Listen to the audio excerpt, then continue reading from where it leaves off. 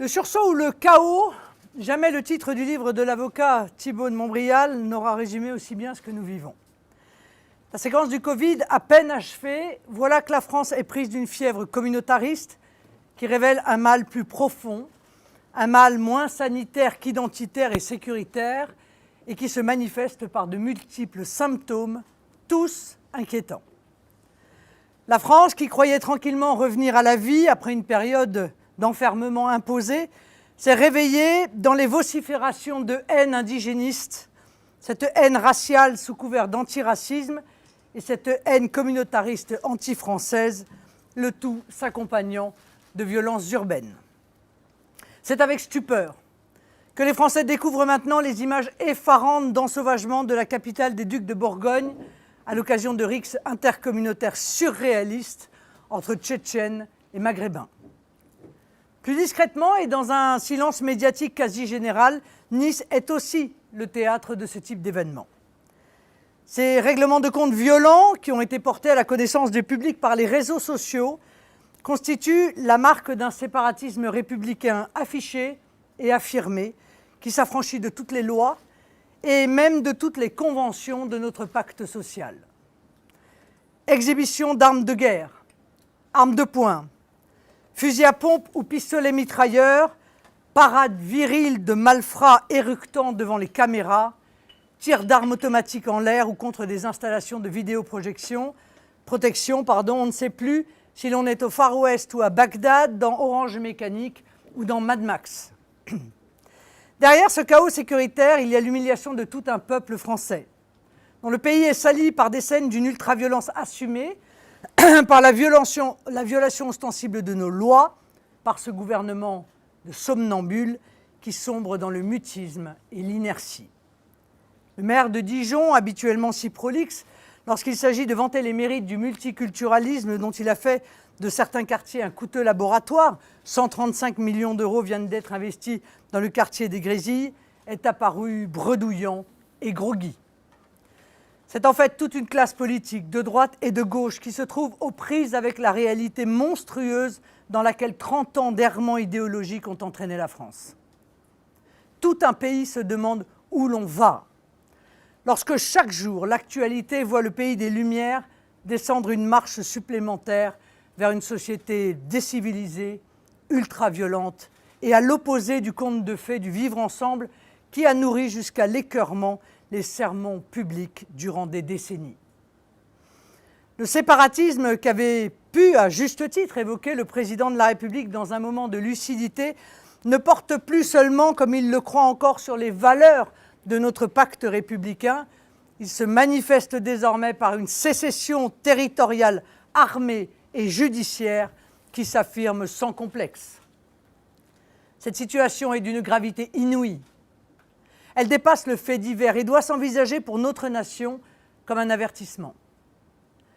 Que ceux qui refusent l'amnésie se remémorent la descente aux enfers du doux et placide Liban, qui d'incident en réservation territoriale s'enfonça dans une terrible guerre que des factions étrangères avaient importée.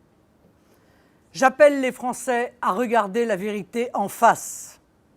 Il ne s'agit pas seulement, comme veut le faire le gouvernement, de s'interposer entre des communautés, mais de mettre fin sans faiblesse à cette sinistre séquence. Pensez qu'en 3 jours de chaos, il n'y a pas eu la moindre interpellation. Ce qui se passe est un épisode d'un phénomène général. Chaque jour, des mafias agissant en toute impunité, des nouvelles féodalités criminelles ou religieuses, ou parfois les deux, font reculer la République. Le communautarisme ne s'exprime plus dans d'irritantes revendications vestimentaires, alimentaires ou scolaires du quotidien. Il n'adopte plus uniquement la posture de bruyantes et inconvenantes imprécations sur la prétendue illégitimité de la culture française en France. Il ne se limite plus à des appels grotesques à repentance de la part des Français. Le communautarisme ne nous somme plus seulement de déboulonner les statues des grands hommes de notre histoire. Il n'hésite plus à s'affirmer, on le voit à Dijon et à Nice, par des défilés de groupes armés agissant au vu et au su de tout le monde. Nous avons franchi là un palier supplémentaire. Je n'hésite pas à le dire, un palier de trop. En 2017, pressentant cette évolution dangereuse pour la paix civile dans notre pays, j'appelais lors des élections présidentielles les Français à remettre la France en ordre. Un autre candidat qui incarnait ou qui prétendait incarner la modernité des sociétés post-nationales laisse aujourd'hui le pays en voie de déconstruction, dérivé vers une déstabilisation intérieure et peut-être pire. Ce projet de remise en ordre de notre République vacillante est vital. Il s'impose aujourd'hui de manière évidente et désormais de manière urgente. La République ne peut plus faire l'économie d'une reconquête territoriale de tous les quartiers, d'un réarmement moral face à une dérive naturelle des factions vers la violence lorsque l'État s'efface. La mise hors jeu des mafias s'impose, comme la neutralisation des féodalités et de leur soutien, y compris politique et administratif, qui croient pouvoir composer avec elles. Cette grande politique de restauration républicaine a pour cadre l'état de droit, c'est-à-dire l'application partout et à tous de la loi, de toute la loi. Elle a pour levier un État restauré dans ses moyens humains, matériels, techniques et juridiques.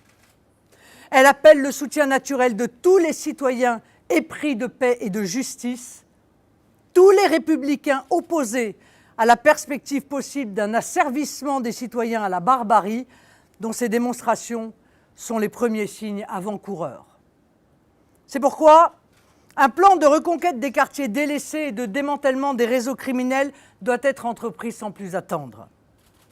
Le premier signe à donner, c'est un moratoire sur l'immigration qui indiquera à chacun que la France n'entend plus importer chez elle des pratiques, des contre-valeurs ou des porteurs de querelles qui lui sont totalement étrangères.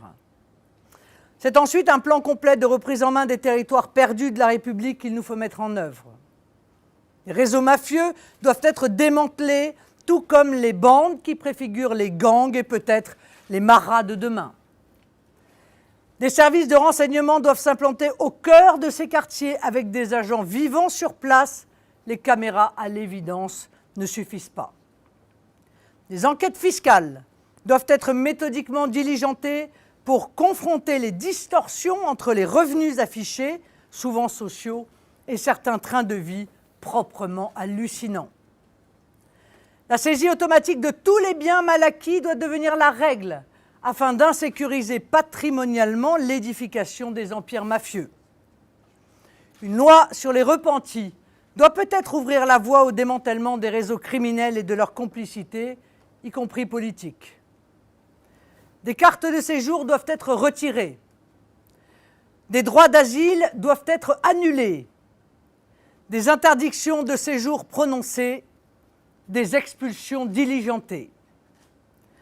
Pour ceux comme les délinquants que seule la force impressionne, et donc pour lesquels l'exercice de la force légitime de l'État s'impose dans toute sa rigueur, l'inertie ou la complaisance des pouvoirs publics s'interprète comme une faiblesse, c'est-à-dire comme la porte ouverte vers de nouvelles prises de guerre.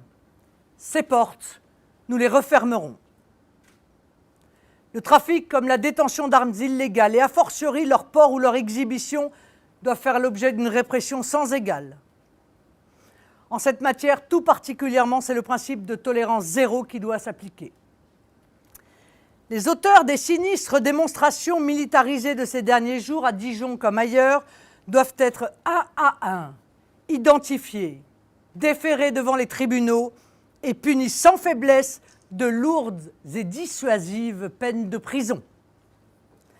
Des perquisitions doivent avoir lieu pour extirper de nos quartiers ces arsenaux illégaux qui donnent à leurs possesseurs une illusion de puissance et l'envie de s'en servir. Il semble nécessaire de rappeler à ces personnes peu férues d'histoire, souvent de nouveaux arrivants, visiblement mal informés, qu'en France, depuis Richelieu, le droit d'être armé ou de faire justice relève du seul privilège de l'État. Les familles délinquantes de ces quartiers doivent être expulsées de leurs logements sociaux. Les avantages sociaux qu'elles perçoivent doivent être retirés. Le principe du casseur-payeur doit être instauré, y compris pour les délinquants mineurs, en engageant systématiquement la responsabilité civile des parents. Tous les étrangers impliqués dans ces affaires doivent être expulsés de France avec une interdiction absolue d'y revenir. Chacun a conscience que le pays glisse progressivement vers une situation qui peut nous conduire à des conflits intérieurs qui seront peut-être demain irréversibles. Il n'est pas de pire destin pour un pays que la guerre civile et de surcroît pas de plus stupide et terrible destin pour une nation qu'une guerre intérieure sciemment importée par des politiques inconséquentes et irresponsables. Il est encore possible à ce jour de maîtriser la situation, mais pour combien de temps? Le moment presse et chaque jour supplémentaire, chaque mètre de terrain perdu rend la reprise en main plus complexe. Cette volonté de reconquête, seul le Rassemblement national l'incarne et aura le courage de la mettre en œuvre. L'après-Covid a été fixé comme le moment de se réinventer. Ce moment politique nous invite à concevoir la France d'après. Cette France d'après ne peut être la France d'avant Empire. Dijon vient, par le contre-exemple, nous indiquer la voie à suivre. Si vous le décidez, cette France d'après, nous l'élaborerons ensemble et la mettrons en œuvre dans un grand projet collectif. Au-delà des échéances électorales municipales qui arrivent et qui sont plus importantes que ne le croient beaucoup, l'heure est pour ceux des Français qui ont le sens des priorités à se rejoindre sur celle-ci, la paix à l'intérieur de notre pays, la paix pour nous, la paix pour nos enfants. L'heure est au retour de l'ordre, de la justice et du bon sens. L'heure est à la mobilisation citoyenne.